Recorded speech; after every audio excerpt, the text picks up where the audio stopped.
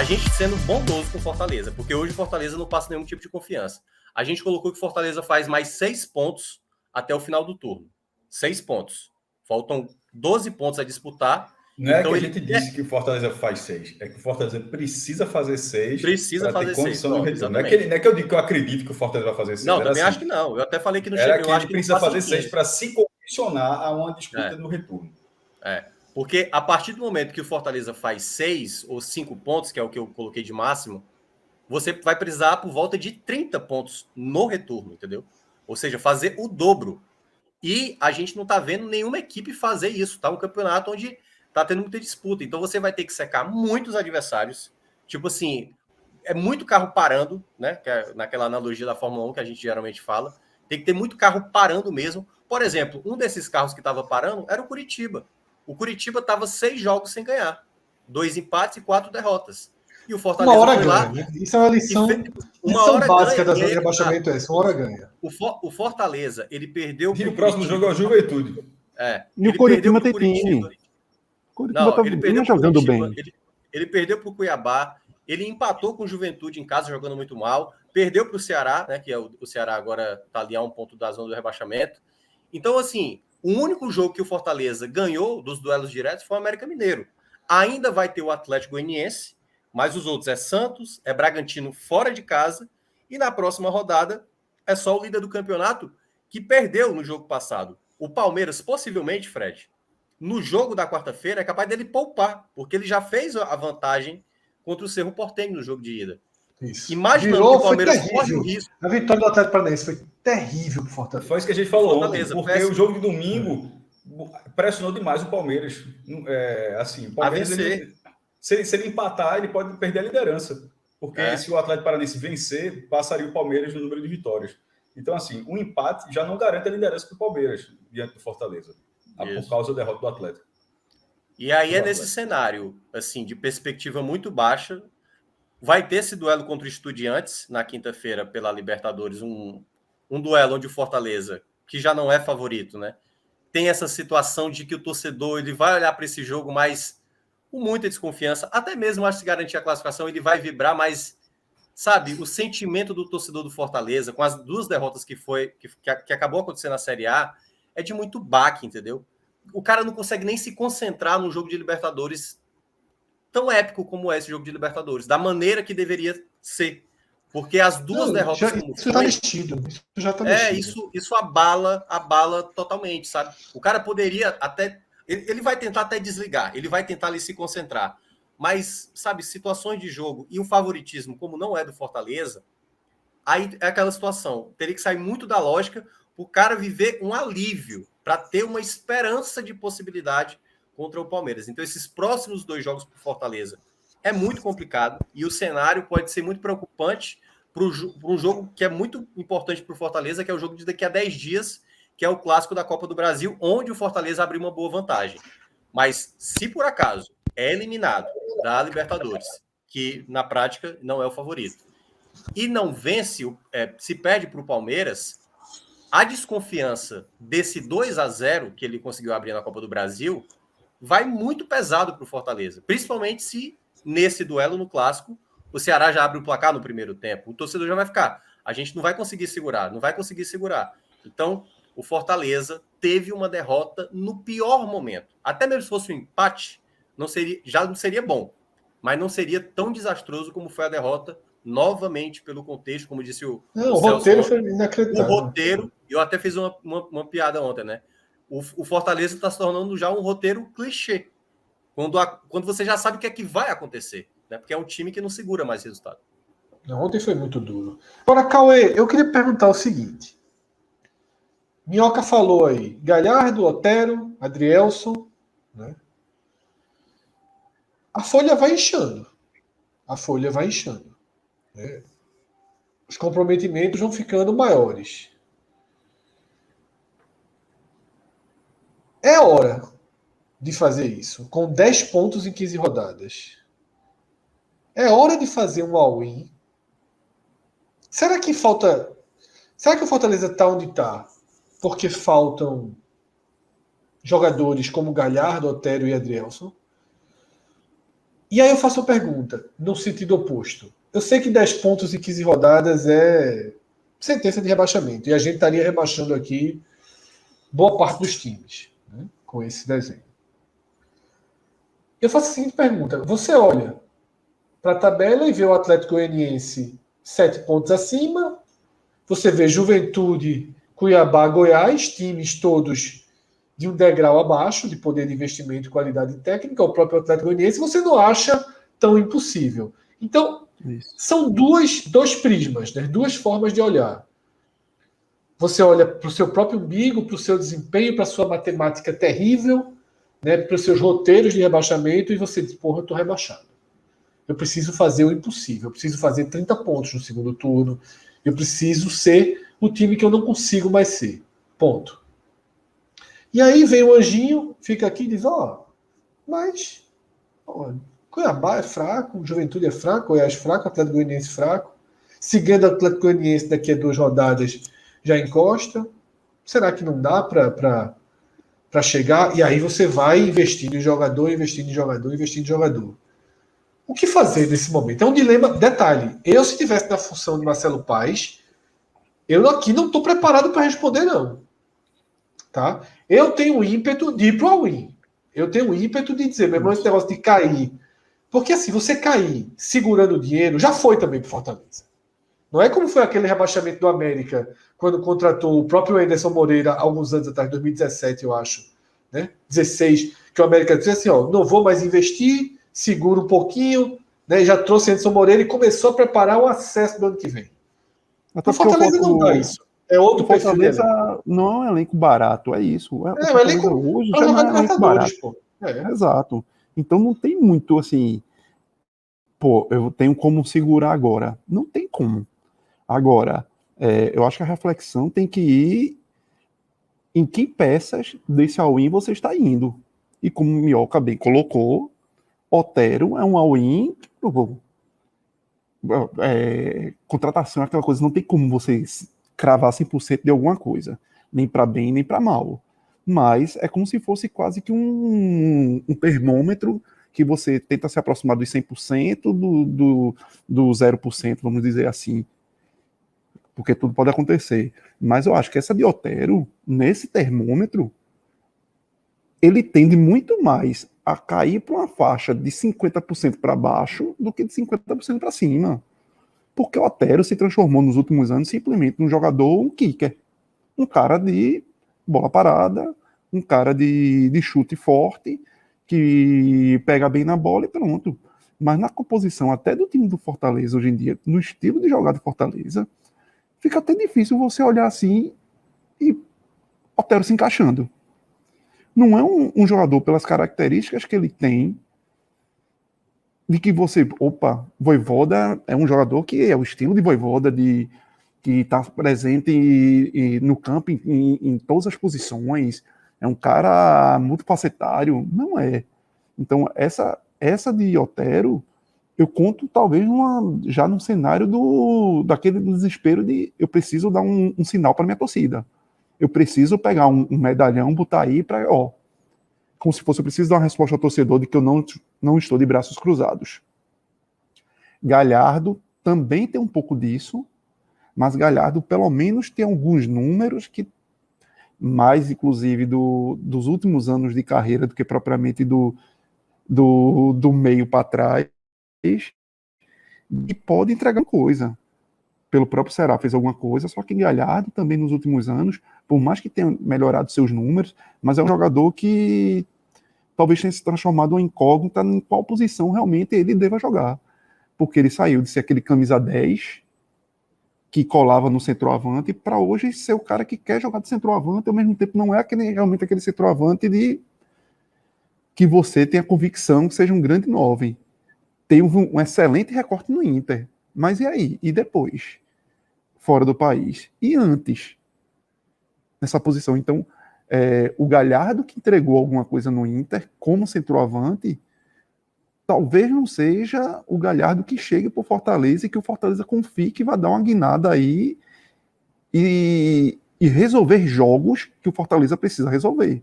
Porque o Fortaleza cria, abre e não mata. E aí deixa lá atrás para a defesa que não vem segurando. Então é um cenário difícil. Eu apostaria, eu iria também mais para o all-in, mas eu acho que um all-in mais certeiro. Eu acho que Adriel, se for confirmado, é um excelente nome.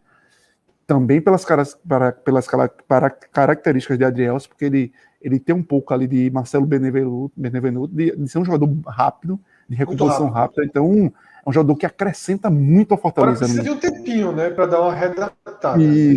Isso. Até porque é um cara que veio de lesão no final, acho que foi mais pro final do ano, mas é um cara que precisa de tempo e também não é um cara acostumado a jogar com 3 zagueiros. Então, tem que ver como é que é a leitura de jogo de Adrielson para um sistema como esse. Mas é um cara que ajuda muito em um time que precisa de recomposição rápida, e o Fortaleza precisa muito disso, vem sofrendo muito com o Tite nessa questão. Em contrapartida, o Fortaleza utiliza muitos 3 zagueiros para sair jogando. E aí é uma característica que Adrielson tem uma certa dificuldade, que a gente viu muito no esporte. Ele não é um zagueiro que ele se apavora e entrega a bola, mas ele é aquele zagueiro que, se não tiver uma certa facilidade dos meias para se aproximar, ele parte para o chutão. Então é um cenário que o Fortaleza, talvez a saída de bola por ele não seja o melhor caminho. E Lucas Sacha talvez tenha sido muito mais oportunidade de mercado e para o Fortaleza ter mais um jogador aí de opção, e aí é um jogador que tem até um pouco mais do que Vojvoda quer, um jogador que atua de volante, um pouco de lateral direito, que sabe fechar, então talvez seja um jogador mais multifacetário e que ajude dentro desses contextos que o Vojvoda gosta muito de ter. Se o Fortaleza passar do Estudiantes, eles podem se integrar ao elenco da Libertadores, né? Todos eles, né? Sim, eu acho que a Libertadores é sempre assim, a cada fechamento fase, de rodada, né? ele a abre. cada fechamento de rodada.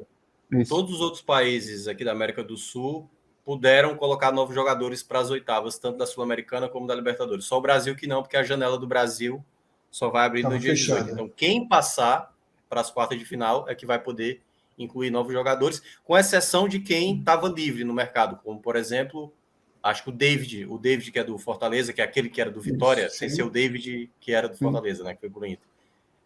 O David, por exemplo, ele está inscrito na Libertadores, porque ele já tinha, até 12 de abril, rompido com o time anterior. Cássio. Agora, Fred, resta também saber, porque você contrata, você precisa muitas vezes desinchar o que tem no elenco, né? Será que vai sair mais gente? Tudo bem que ele se conta aí sem Kaiser, né? De alguma forma. É uma abertura que você tem de caixa aí, de folha. Mas você vai simplesmente só encarecer, porque aí você chega, eu não sei o patamar que Otero tá chegando aí. Mas Otero era um cara de um patamar acima de 300, 400 mil reais. Galhardo vem também no patamar muito acima. Adrielson não deve chegar no patamar de menos de 100, 150. 150 não, menos. Menos de 150. Não menos que 150. Não menos que 150. Para quem paga, geralmente é 80, 90. Quem paga nunca diz que está pagando muito, né? Exato. Então você está chegando... Todo mundo que paga diz que fez o melhor negócio e que o outro é sempre otário. E Lucas Sacha, por mais que venda um mercado mais ou menos periférico europeu na Grécia, mas quero não é em euro, né? Ou seja, é um patamar que você não imagina que o cara venha para cá para ganhar 50 mil reais.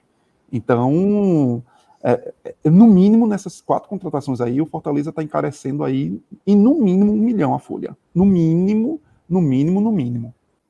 Sobre o all-in do Fortaleza, e o all-in inclui, por exemplo, Adrielson. Eu acho que Adrielson não está nem no all-in. Ele está numa carência porque, veja só, com all-in ou não, contratar um zagueiro para um setor que está tão defasado nesse momento, eu não chego a cravar como um all-in. Um all-in é você imaginar um pacotão, né?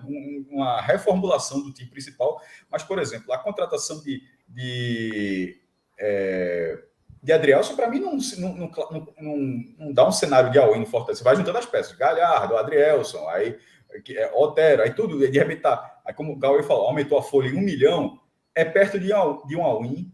Mas, para a realidade do Fortaleza em 2022, e esses contratos são para 2022, é preciso destacar isso, não é um valor que quebraria o Fortaleza. O valor que deve ser uma fortuna que está se pagando por Thiago Galhardo, se o Fortaleza tivesse empenhado a palavra para pagar esse salário também em 2023, aí era um problema, porque em 2023, se o Fortaleza for rebaixado, a realidade, o choque de realidade será muito, muito, muito maior do que o clube já viu em toda a sua história. Porque nesse momento o clube está tendo a maior receita da sua história, a previsão de orçamento para 2022 é de 141 milhões, e se for para a segunda, e muito mais da metade disso vem da TV. Se for para a segunda divisão, a TV que é 50, 60 milhões, e como o Fortaleza estava em evidência, tendo muitos jogos transmitidos, já cai para 8, 7,5 com os descontos ali. Então é outra realidade. Então, se você tiver contratos, que é o que muita gente quebrou por isso, contratos de primeira divisão, e o cara geralmente não baixa, não. Só se colocar uma cláusula. Jogador, se a gente for rebaixar, primeiro que o cara sai. Mas se não tiver esse tipo de cláusula, tu ganha 200 mil, o jogador falando, pô, a gente tá ferrado, né? Não paga só 100. Não acontece não, meu irmão. O cara vai cobrar os 200.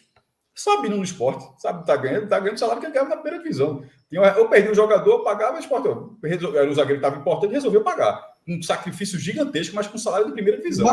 Mais de 200 mil de salário. Mais de 200 mil de salário. Que numa outra situação, o esporte nunca teria um jogador de 200 mil reais, sobretudo um zagueiro, na segunda divisão. Então, esse cenário, o all-in do Fortaleza se o Fortaleza for quebrar para o ano que vem. Tipo, o all-in se não subir, tá quebrado. Ou seja, ele apostou tudo e literalmente quebrou. Nesse momento, com essa movimentação, eu vendo o orçamento do Fortaleza, nos últimos anos que o Fortaleza tem, vem aumentando as dívidas, mas nem sempre é dívida, é passivo, né? Porque se você contrata um cara por 5 anos, você vai pagar, juntando salário, vai pagar uns 4 milhões para aquele cara, só em 2027 que tu vai terminar de contratar, pagar o cara. Mas esses 4 milhões que tu vai pagar para ele já entra como passivo, ou seja, você se comprometeu a gastar aquele dinheiro, independentemente do que aconteça com você até 2027.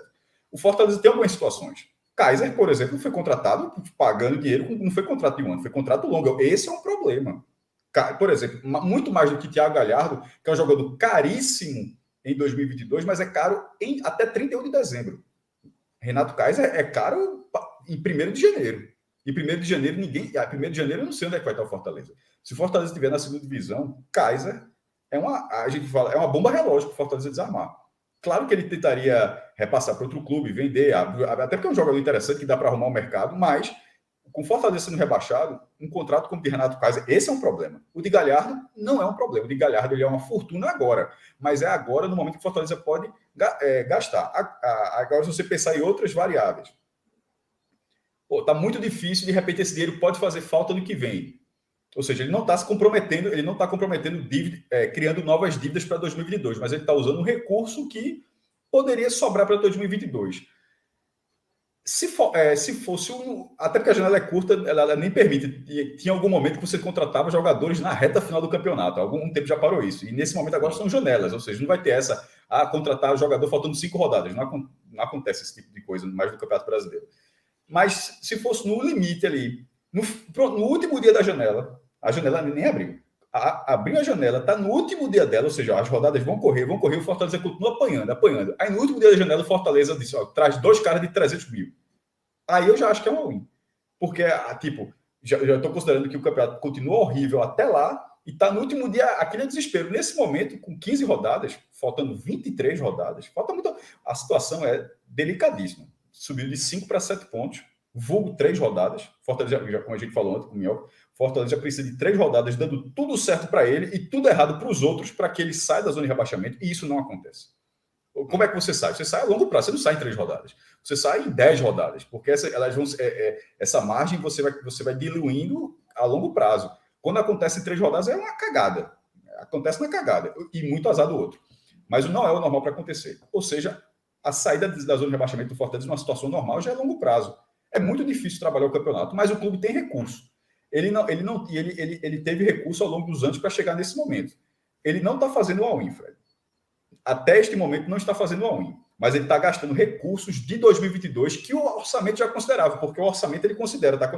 Eu vou ter 140, até abrir aqui rapidamente, vou ver até se dá tempo, até o decorrer do programa, pegar quanto seria com o futebol. Porque ele estima, a gente vai ter 140 milhões de receita total, e nisso aí tu vai gastar, 80, 90 com futebol. Eu não tenho um número aqui para dizer que o Fortaleza já, até antes dessas contratações, ele já tinha batido essa meta do gasto com futebol. Na hora que agora, supondo que ele tivesse batido e tivesse superado, aí ele começa a tirar de outras frentes. De repente tira da base, tira de algum outro setor, enfim. Mas o orçamento do Fortaleza era bem robusto para essa temporada. Tanto é que ele conseguiu fazer as aquisições que ele fez. E nesse momento, vulgo 4 de julho, ainda não é all-in.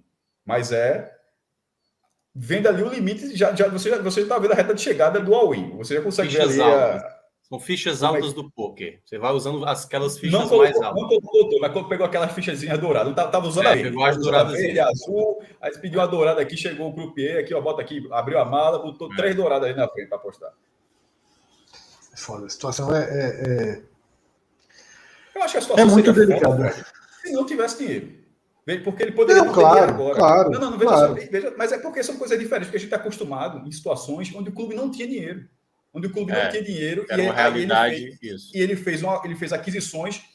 O Sport 2018. O Sport apostou no não rebaixamento. Estava completamente endividado, mas a cota de 2019, se ele tivesse ficado na primeira divisão, cobriria grande parte do rombo. Aí você teria rolagem de dívidas. Você pagava as dívidas, criava as outras, mas continuaria da primeira divisão, continuaria tendo dinheiro. Na hora que ele fez aquelas contratações, o time ficou muito caro e caiu, não tinha como pagar. Nesse momento, o Fortaleza ele tem como pagar esse time. Ele tem como pagar esse time, mas não vai ter muito caixa para ter. Esse time não existirá em 2023, em caso de segunda divisão. Não existirá. Mas, por outro lado... Vai precisar fazer muita negociação, né? Muita saída de jogador. Mas não é um time quebrado. Nesse momento... Não dá sinais que seja, né? Não dá nenhum contratações. O clube quase sem dívida. Os sinais que a gente fala, para não ficar só em questão de sinais, são números concretos. A partir dos balanços do clube, alguém me disse, eu apurei, não. Os números que o clube disponibiliza de forma oficial, o balanço, não dão sinais de que esses reforços cheguem, não adianta de nada e o clube seja rebaixado, quebrado ano que vem. Ele pode não ter muitas dívidas. Dívida todo time tem. Basta você ser controlado nas dívidas. No futebol não é para ter zero de dívida, não. A lógica não é essa. Como eu falei, é impossível, na verdade, você não ter dívida. Porque se você faz um contrato de 5 anos, você já se comprometeu a pagar 4 milhões. Você já está devendo 4 milhões. Então não tem como não dever. A matemática meio que viabiliza isso. Mas quebrado não vai estar. Não sei se ficou muito claro, mas enfim, como eu vejo hoje. Não, sim, eu acho que é isso mesmo, tá? E a eu tenho uma opinião só para acrescentar, que é o seguinte: é aquilo que eu falei de Libertadores, de Copa do Brasil, né? Queira ou não, existem outras frentes. E vai que. Fortaleza está muito vivo na Copa do Brasil, muito. E também a opção você pode ganhar dinheiro a cada passo. 3,9 milhões. Se ele perder um gol de diferença do Ceará, já ganha 3 milhões e 900 mil reais. Exatamente. E a cada passo na Copa do Brasil... Já quase pagou o Galhardo. Já paga Galhardo, eu acho. A cada passo na Copa do Brasil, você ganha dinheiro. Então, tem ali. E vai que passa na Libertadores, onde está vivo. Bem vivo.